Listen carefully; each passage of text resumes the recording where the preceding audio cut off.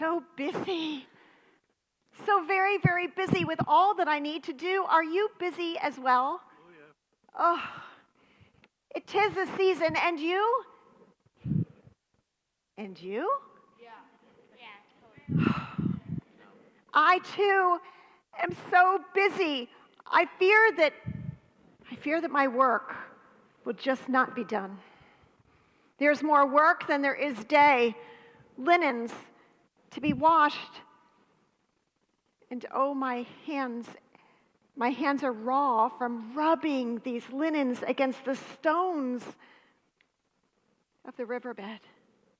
And my legs ache for the many trips that I have made to and from the well for water because of the census. A census. All those who are gathering and traveling to be counted and to be taxed.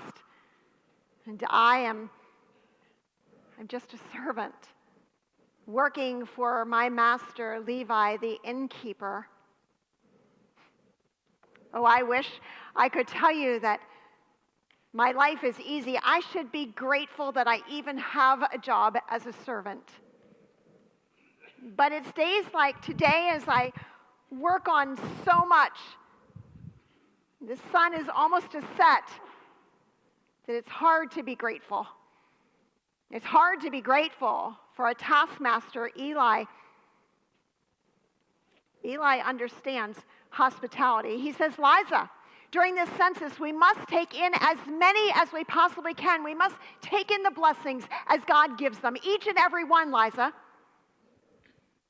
Eli understands hospitality, the law of hospitality. I understand the law of hospitality.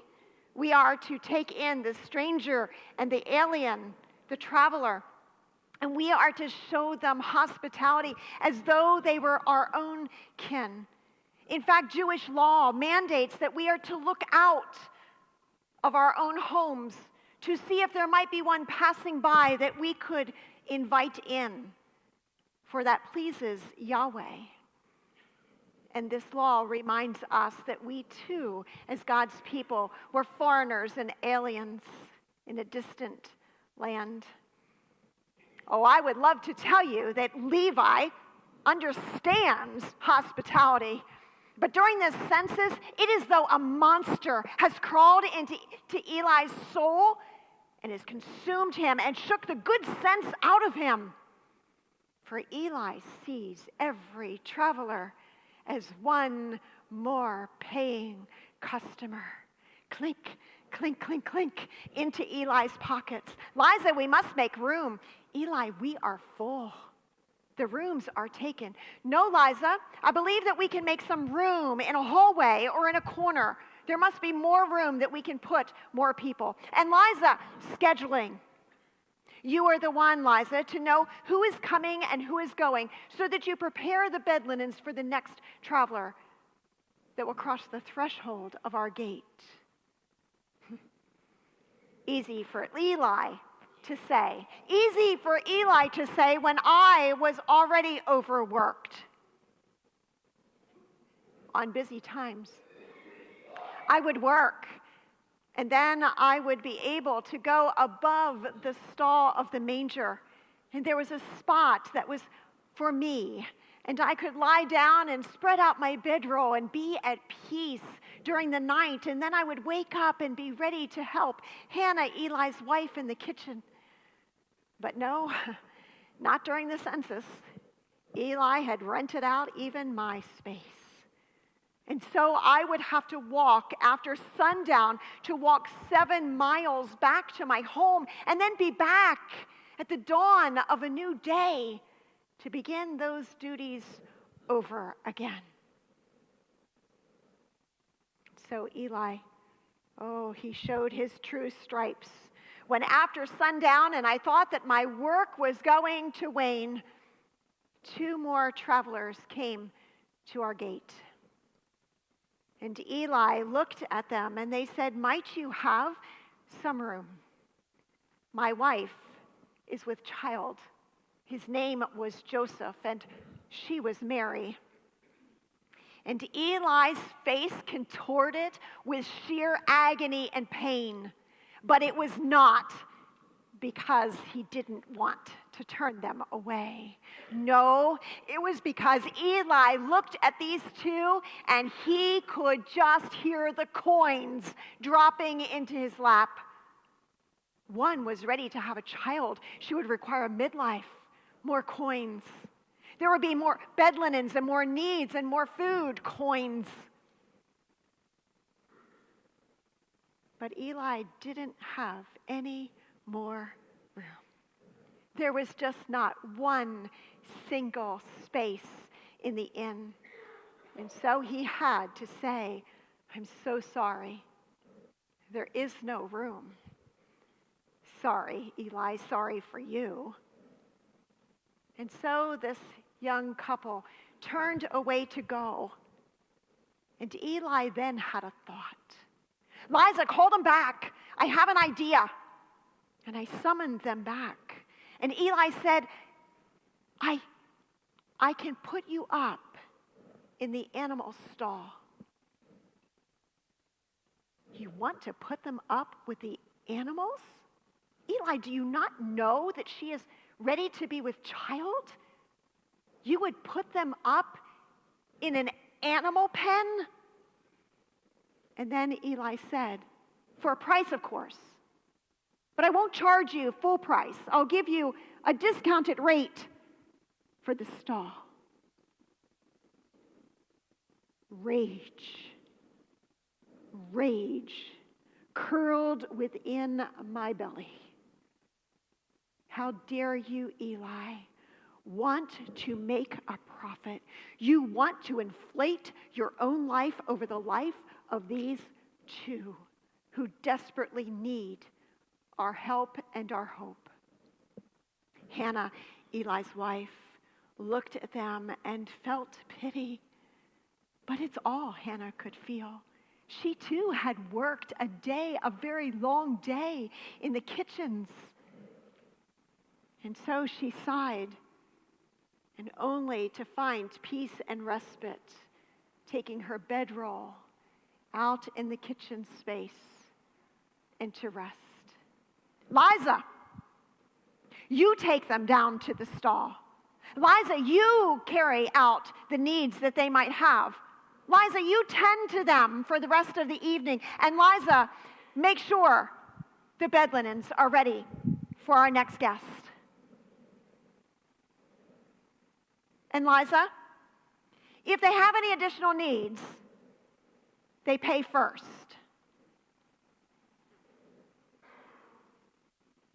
Yes. Yes, Eli. That's exactly what I'll do. My words bubbled up in my mouth, but I knew better than to say anything to my master. I had had years of being berated for the words and the opinions that would come from my heart and would find their ways out into the world to be spoken. I had months of pay being put back and away from me to teach me the lesson of humility as a servant. Yes, Eli. Why is it that the census is harder on those that have the least? Why is it that I'm relegated to care for this couple while you'll go in and you will get a good night's rest? And so I took them. I gathered up my bed linens and I took them to the stall. There it is, I said. Well, I guess I'll move some of the soiled, fermented, foul straw. It's the best we have. And I turned away and I raged. I raged over why this has to be my job. And I turned back and I looked at the two of them, and what I saw I did not expect. For what I saw was as though they were the host and I was the guest. Joseph took Mary and set her down beside the manger and said, Liza, bless you for what you do in kindness to us. I was not being kind. And Mary, Liza, surely Yahweh has blessed us with your presence tonight. May Yahweh bless you in every good deed that you show. But I hadn't shown any hospitality. I had been resentful. My ego had been inflated. And here, these two, their story tumbled out as I decided to stay. I yearned for what they had. I yearned for the peace. Joseph prayed, and Mary prayed, O Yahweh, thy will be done on earth as it is in heaven. Let it be done to me, Mary said, as your handmaiden, thy will, O my Jehovah. And then they told me that this was not a human birth. This was a divine birth.